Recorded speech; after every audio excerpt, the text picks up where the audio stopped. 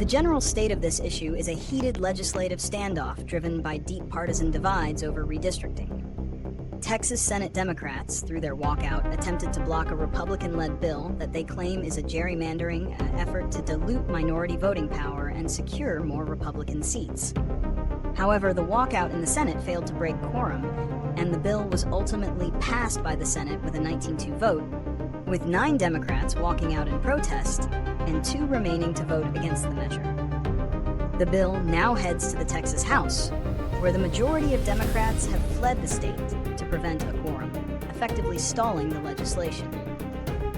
This situation has escalated into a national political battle, with leaders from both parties weighing in. Republicans are threatening legal action and further special sessions to force the Democrats back, while Democrats are gaining support from national figures and other states.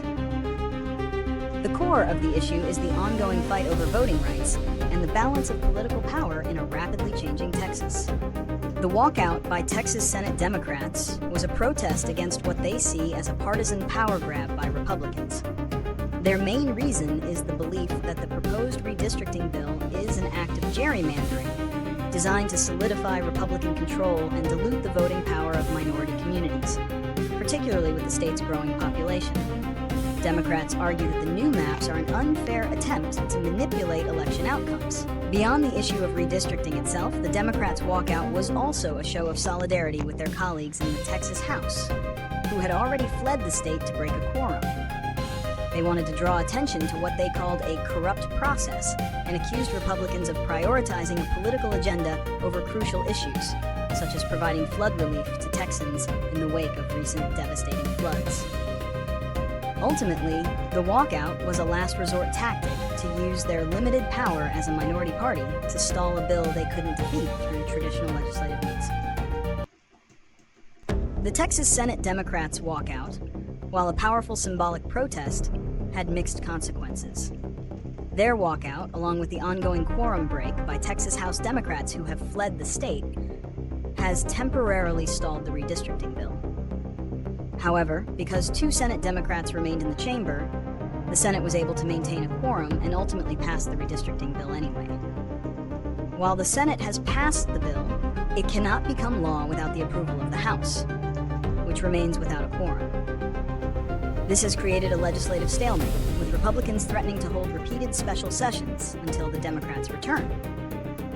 The Democrats' actions have also led to an escalating political and legal battle, with Texas officials issuing civil arrest warrants and threatening fines for the absent lawmakers. This situation has brought national attention to the issue of voting rights and the partisan fight over electoral maps.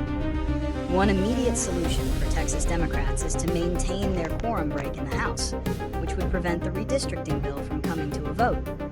However, this is only a temporary fix, as Governor Abbott can call an unlimited number of special sessions until the Democrats return.